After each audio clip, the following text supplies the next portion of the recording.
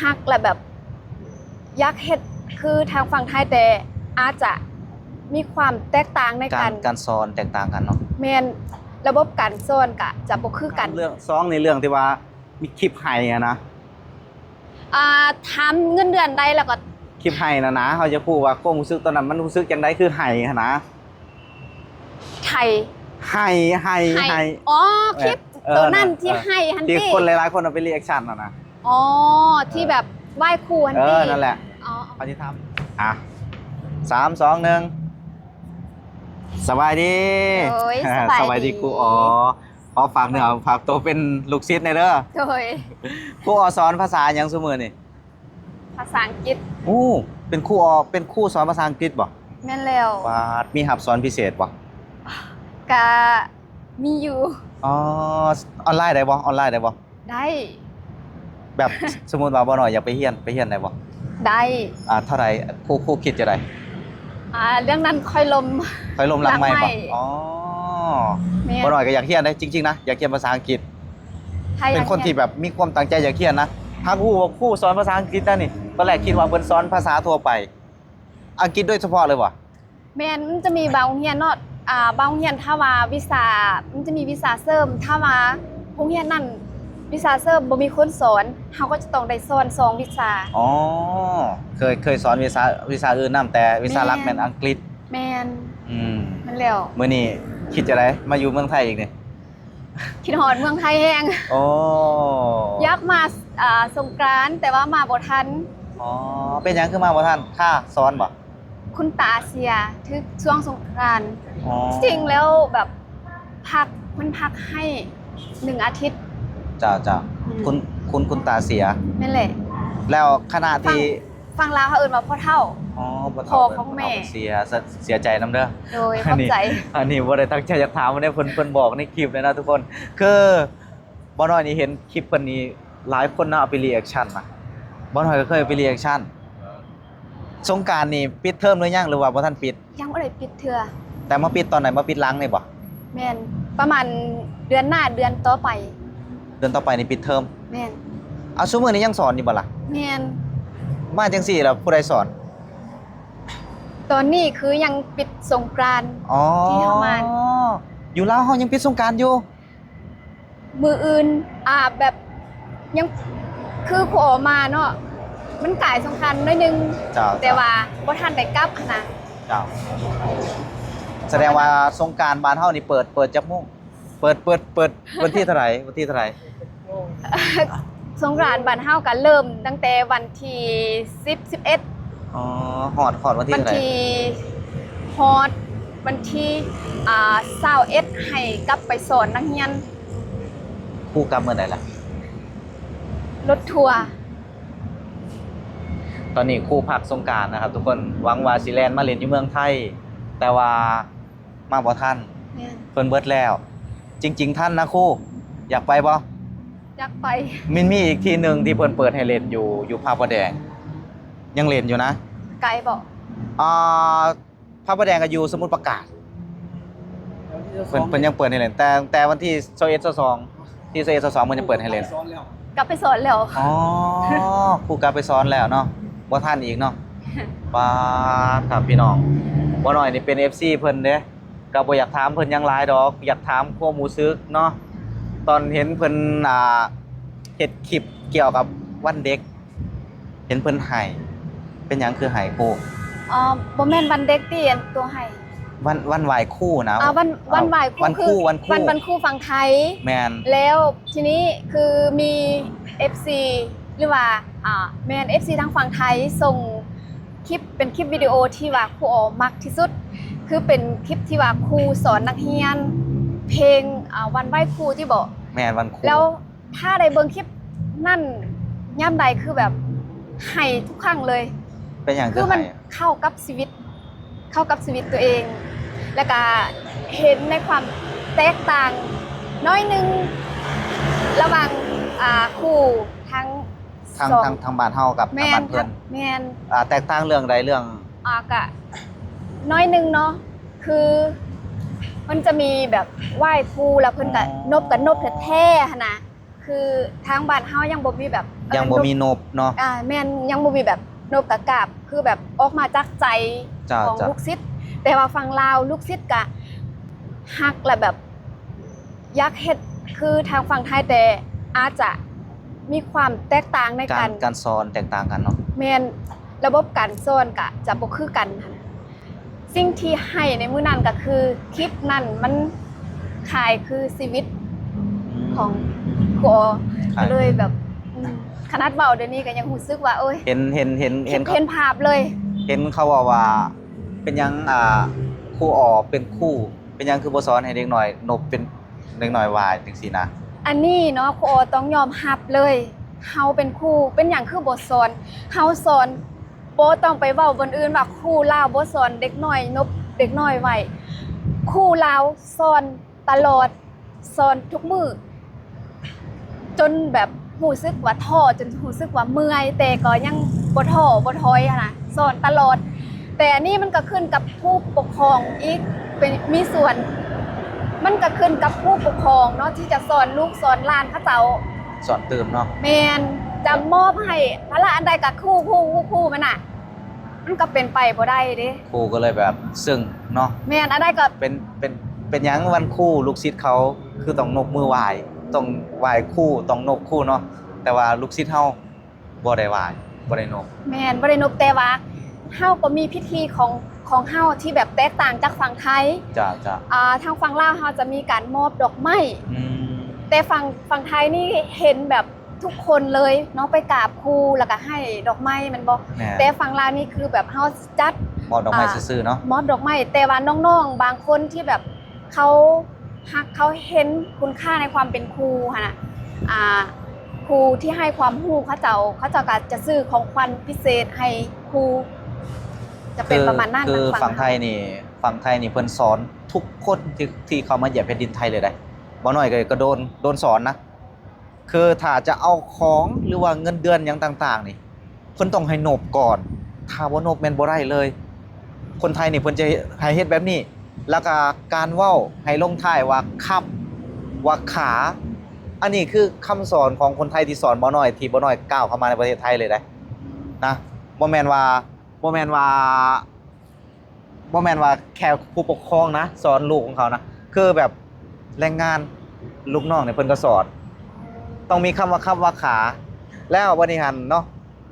ทุกมื้อนี้นะคนลาวคนอยู่บ้านเฮาเนี่ยยังสงสัยเด้ยังสงสัยว่าเป็นหยังคนลาวไปอยู่ไทย ถึงเว้าคำว่าครับว่าขา มันเคยอ่ะนะ แม่น เพราะว่าเฮามาน่ะโดนบังคับให้เว้าเลยนะบังคับให้เว้าเลยเพราะว่ามารยาทของเพิ่นแบบนั้นถ้าบ่เว้าคำว่าครับว่าขาบ่นบนี่คือบ่สุภาพบ่มีมารยาทเลยมันจะเป็นคนบ่มีมารยาทแล้วในประเทศไทยนี่ว่าจะเป็นวันแม่วันพ่อวันเด็กน้อย วันครูต้องได้ไหว้เพิ่นสอนกันมาแบบนี้ ให้บ่าวน้อยเนาะเข้าใจในวัฒนธรรม แม่น แม่นลาวไทยอยู่ติดกันเนาะ แม่น แต่วัฒนธรรมอาจจะบ่คือกันบาง แม่น บางอย่างก็จะบ่คือกัน จ้า การสอนในโรงเรียนก็อาจจะบ่คือกัน ถ้าบ่ซั่นนี่ก็จะคือกันหมดแม่นบ่ แม่น คือเอาเห็น จ้าร ถไฟคือว่าแล่นบนท้องฟ้า อยู่ลาวเฮายังบ่มีเทื่อ อ๋อ นะ มันแตก แล้ว ต่าง ก็ประเพณีวัฒนธรรมคือบุญปีใหม่ลาวแม่นบ่ฝั่งไทยเขาเอิ้นว่า สงกรานต์ สงกรานต์ให้เบาน้อยเข้าใจนั่นแหละ คือบ่ได้อยากอธิบายคำว่าสงกรานต์กับปีใหม่เนาะคือสงกรานต์นี่เป็นลิขสิทธิ์ของไทยเด้ แม่น ไทยขึ้นอยู่เนสโกถ้าหากว่าลาวเฮาไปจัดแล้วเอิ้นว่าสงกรานต์คือกันนี่ผิดเด้ในความเป็นจริงนะ แม่นเราจะ ต้องจัด เว้า ได้แต่ว่าต้องเอิ้นอีกแบบใหม่เขมรจัดก็ต้องเอิ้นแบบใหม่เด้ เราจะมีแต่ปีใหม่ แม่ บุ น ญปีใหม่ลาว ปีใหม่แม่นปีให จะบ่ ม่ แม่นว่า สงกรานต์ กรานต์บ่แม่นถ้าว่ามีคนเว้าว่าลาวก็มีแบบคำที่ว่าสงกรานต์เนาะเป็นของลาวมันบ่แม่นลาวเขาจะเอิ้นว่าบุญปีใหม่ลาว อันบ่น้อยขออนุญาตถามครูเรื่องหนึง โดย คือครูสอนภาษาอังกฤษเนาะบ่น้อยนี่อยากเรียนภาษาอังกฤษแต่โดนแล้ว แต่บ่มีโอกาส เอา วันนี้บ่น้อยสิไปเรียนนํครูเด้สิไปเรียนภาษาอังกฤษนํครูนะจริงๆนะอันนี้คือเรื่องจริงเลยบ่น้อยนี่อยากพัฒนาตัวเอง สิ่งที่บ่น้อยอยากเป็นภาษาไทยเป็นแล้วเขียนได้แล้วอ่านได้แล้ว โอ้ แต่ เก่งๆ ต่อไปอยากเขียนภาษาอังกฤษอยากอ่านได้อยากเว้าได้สิไปเรียนนำครูบ่น้อยอยากถามเรื่องเงินเดือนของครูได้หลายบ่สอนภาษาอังกฤษ โอ้เงินลาวเงินเดือนผู้ออวะพอใดอันนี้เว้าตรงๆเลยพ่อเว้าได้เนาะ แม่น ได้2 ล้าน ๆอ๋อ2ล้านกีบ แม่น คือ คนลาวก็ต้องเว้ากีบเว้าบาท แม่น บ่ได้ ๆ2ล้านกีบคือ แม่น บ่น้อยนี่อยากเรียนภาษาอังกฤษแต่ว่าบ่น้อยสู้ราคาฝั่งนี้บ่ได้ไงบ่น้อยบ่น้อยก็เลยอยากถามเงินเดือนครูหลายบ่น้อยก็เลยอยากขอไปเรียนนำครูจังซี่นะ อ๋อ 2ล้านกีบต่อเดือนเนาะ แม่น ก็เท่ากับประมาณ 3,000 นิดๆเนาะ แม่น 3,000 ประมาณ กว่าบาท 3,000 บาท สอนภาษาอังกฤษแพงนะทางนี้นะแพงนะบ่น้อยเคยไปถามเลยนะคือแพงมากเลยนะ อ๋อ ถามภาษาอังกฤษนี่ ฝั่งลาวนี่บ่ได้แพงปานนั้น 2ล้านกีบ 3,000 บาท โอเคครับ พี่น้องนะก็อยากถามเพิ่นซำนี้แหละเนาะก็มาพอหน้าพอตาบ่น้อยก็เป็น FC เพิ่นติดตามเพิ่นมาตลอด ครูอรับสอนชั้นใด อ๋อ ครูออสอนชั้นใด สอนสั้นใด อันเรื่องสอนเนาะครูออนี่ยังบ่ได้จบเขาเอิ้นว่าปริญญาตรีบ่ได้จบปริญญาตรีใด อ๋อครูบ่ได้จบปริญญาตรี แม่นยังบ่ได้จบเทื่อแต่ถ้าว่าไปเรียนต่อนี่มีโอกาส แต่ว่าเฮายังเลือกที่จะบ่ไปเทื่อ เลือกมาสอนก่อน แม่นเลือกมาสอนก่อนเพราะว่างบเนาะกว่าจะได้เรียนอะมันบ่แม่นง่ายอยู่ฝั่งลาว คือตอนนี้ คือเฮาฮู้หั่นแหละ ตอนนี้ตากล้องของเราสงสัยว่า อืม ครูนี่สอนสั้นใดสั้นประถมหรือป .5 หรือม .1 ม .2 ม .3 แม่น สินะ นั่นแหละจึงว่าจึงบอกตั้งแต่ต้นก่อนเนาะคือแล้วเขาจะถ้าว่าบ่จบปริญญาเขาจะบ่ให้สอนมปลาย อ๋อ ให้สอนแต่มต้นหั้นนะครูอ๋อจึงเว้าว่าครูอ๋อยังบ่ บ่ ได้ ได้ จ จ บบ ปริญญาตรีอ๋อ แม่น เจ้าเจ้า ถ้าว่าครูอ๋อจบปริญญาตรีในระบบสอนชั้นสูงสอนมปลายได้ครูอ๋อก็ได้ไปสอน แต่ว่าโรงเรียนที่ครูออสอนเดี๋ยวนี้ครูออได้สอนมปลายคือสอนมสองแล้วก็มสี่แล้วก็มหก บ่สามารถสอนมากกว่านั้น เพราะว่าเฮายังบ่ได้จบสูงไปกว่านั้นเฮายังบ่ได้รับบทสูตรเหล่านั้น คือถ้ามเจ็ดนี่เขาสิบ่ให้สอน เพราะหลักสูตรของเฮา แต่ ยังบ่ฮ ถ้า อด บ่ เนาะ มีแท้ๆนี่สอนจำเป็น อ๋อ ก็ต้องได้สอน ถ้าว่าโรงเรียนนั้นมันบ่มีครูภาษาอังกฤษแท้ๆนะ เข้าใจ สอนสวยได้ แต่ว่าสิ่งสำคัญคือสอนม.7 เป็นปีจบสั้นมันสำคัญหลายคือเฮาต้องเอาคนที่ว่าจบปริญญาตรีปริญญาโทมาสอนมันจึงจะได้คุณภาพนะประมาณนั้นซึ่งครูออยังบ่ได้จบปริญญาตรีแต่เพิ่นก็ให้ไปเรียนต่อแต่ว่าด้วย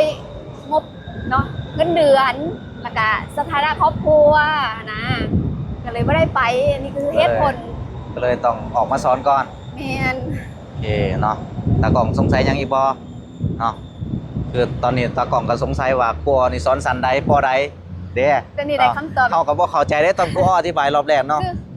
คือเฮาบ่เข้าใจเด้เพราะว่าเฮาเป็นคนเรียนตามว่าไงซะจบป .5 บ่ต้องเว้าแนว จริงๆ นั้นคือแบบบ่ได้คิดว่าเฮาจะเรียนสูงหรือว่าปริญญาเอกปริญญาโทน่ะเรื่องการเรียนนี่คือแม่นอยู่เฮาเอาใบประกาศเนาะแต่สิ่งสำคัญคือความรู้และก็ประสบการณ์ ความรู้ประสบการณ์ศึกษา ที่เฮาจะเฮ็ดแนวใดเฮาจะให้นักเรียนเฮาได้บทเรียนนำเฮา จ้ะบางคนนี่ก็มีการเรียนสูง แต่การศึกษาหน่อย ก็มีเด้ การจบสูงแต่ว่า การศึกษา ประ ห ส น่ บ อย การณ์น้อย แม่น ความรู้ก็บ่หลายประมาณนั้นหั้นนะ โอเคครับ ขอบคุณครูออนหลายๆเนาะที่มา เดี๋ยวจะบอกอีกเทื่อนึง อ่ะ คือแบบถามมาซ้อนสั้นใดเนาะคือแบบอยู่ฝั่งลาวเขาจะจัดเป็นตาราง เปลี่ยนกันแต่ละปี เขาจะบ่ได้แบบซ้อนปีนี้เนาะครูออซ้อนคือม.2 กับม.4 กับม.6 ปีหน้าอาจจะเปลี่ยนสินะคือปีแล้วครูออสอนม.3 แล้วก็ม.4 แล้วก็ม.5 หั่นนะ แต่ละปีสอนบ่ซ้ำสั้น แม่น สอนเปลี่ยน ขา ซ้ำตลอด ต้องเปลี่ยนกัน โอเค แม่น ครับเนาะก็ขอบคุณหลายๆนะครับ ทุกคนที่มารับชมนะครับบ่หน่อยก็เป็น FC เพิ่นโอ้ยแลนมาไกล ครูออก็เป็น FC บ่ด้วย อยากมาทายน้ำคู่อ๋อแลนมาไกล เห็นอยู่ จริงๆทักหาเพิ่นแต่รอบแล้วเนาะแต่รอบแล้วเห็นเพิ่นมาไทยก็เลยว่าโอ้อยากทายน้ำเพิ่นเด้เพราะว่าเคยเอาคลิปเพิ่นไปรีแอคชั่นนะครับผมเนาะก็ติดตามเพิ่นเนาะก็อยากทายน้ำเพิ่นก็ขอบคุณหลายๆที่มาออกช่องบ่าวหน่อยนะครับโอ้ตัวจริงน่ารักนะครับพี่น้องน่ารักนะตัวจริงเพิ่นเนาะเป็นคนที่แบบ ขอบใจ สมกับเป็นคู่สมกับเป็นคู่มาสันซาเรื่องสอนภาษาอังกฤษอย่าลืมบ่หน่อยทักไปแน่นอนจริงๆบ่หน่อยบ่ฮู้ว่าเพิ่นสอนภาษาอังกฤษคันบ่นำพ้นบ่หน่อยทักไปเรียนน้ำโดนแหละอย่างเช่นคนบ่มีความรู้แบบบ่หน่อยนี่ใช้เวลาโดนบ่สิเป็น บ่ดนถ้าว่าเฮามีความตั้งใจเฮาเรียนด้วยตนเองก็ได้ เรื่องภาษาอังกฤษนี่บอกเลยว่า เฮา เรียนด้วยตนเองก็ได้ เขาเป็นคนแบบบ่ตั้งใจให้ล่ะเขาจึงอยากให้ครูบังคับสอนจังซี่นะจริงๆนะเขาอยากเป็นภาษาอังกฤษเขียนบ่ได้ก็ทางขอแค่ให้เว้าสื่อสารได้ก็พอนะครูคิดแพงบ่คิดว่าแพงบ่ บ่แพง ซ้ำเงินเดือนครูบ่ บางทีก็อาจจะบ่ซ้ำ โอ้ถ้าสั้นบ่หน่อยสิให้ซ้ำเงินเดือนครู่เลย แต่ให้ครู่สอนบ่หน่อยให้เป็นได้บ่สอนเว้าให้เป็น เรื่องนี้ค่อยเว้าหลังใหม่เอา โอเคครับทุกคน ต เนาะ กลงนอกค่อย โอ เว้า เค หลัง เนาะ ใหม่ กาขอบคุณหลายๆขอบคุณอีกครั้งแล้วเนาะเขาก็ โอ้ย เป็นครู่เป็นรุ่นเอื้อยเฮาเนาะกาเป็นเกียรติหลายๆที่มาออกช่องนะถึงว่าเพิ่นจะยอดซับบ่หลายซ้ำเฮาแต่ว่าประสบการณ์การเฮ็ด YouTube เพิ่นอาจจะหลายกว่าเฮาเนาะเพิ่นถึงสามารถแบบสอนเด็กหน่อยนำสิ่งดีๆ จากฝั่งไทยไปสอนเด็กหน่อยบ้านเฮานะครับถือว่าดีนะครับ ทุกคนเนาะที่เพิ่นทั้งสอนเด็กหน่อยทั้งเฮ็ด YouTube ดีนะบ่หน่อยถือว่าดีนะได้สิได้สัมผัสว่าบ้านอื่นเมืองอื่นเขาเฮ็ดกันจังไดเขาอยู่กันจังไดเขาเคารพกันจังไดเขาต่อแถวแบบใดเนาะในการเอาของซื้อของล่อรถต่อแถวเด็กหน่อยบ้านเฮาต่อบ่ ก็มีอยู่แต่มันจะบ่หมดมันจะมีบาง แต่ จุด อยู่ประเทศไทยนี่ กำลัง คือทุกหมองทุกบอลต้องต่ออย่างเดียว แม้แต่เขาไปขี่ยังต่อได้เด้อ จริงๆบ่หน่อยถ่ายไลฟ์คลิปแล้วบ่เชื่อไปย้อนไปเบิ่งในคลิปบ่หน่อยเขาไปขี่นี่ก็ยังต่อแถวเขาไปขี่เขาไปเหี่ยวในเมืองไทยนี่อีหลีระเบียบตัวนี้นี่คือแบบอยากให้ครู่เอาไปถ่ายทอดให้บ้านเฮาอันนี้หน่อยบ้านเฮาเนาะระเบียบตัวนี้มารยาทหนึ่งนี่เรื่องนบมือไหวสองนี่คำว่าโดยนี่อยากให้เด็กหน่อยบ้านเฮาฝึกใส่หลายๆที่เด็กหน่อยบ้านเฮาบ่กล้าใส่นี่เพราะว่าบ่มีคนนำบ่มีคนนำหน้าบ่มีคนพาไปใส่บ่มีคนบังคับให้ใส่จริงๆนะถ้าหากว่ามีคนบังคับให้ใส่นี่เชื่อเลยว่าเด็กหน่อยบ้านเฮาต้องเว้าคำว่าโดยต้องรู้จักยกมือไหวแล้วก็รู้จักต่อแถวเนาะอยากฝากครูนำเนาะให้ไปสอนเด็กหน่อยเนาะ ใจ ซ่องนี่ฝากอยู่บ่เนาะนี่คนหูเบิดแล้วมั้งซ่องนี่คนที่ตามบ่หลายทอบ่หน่อยเนาะ อ๋อ ฝากเนื้อฝากตัวนำเนาะฝากซ่องแด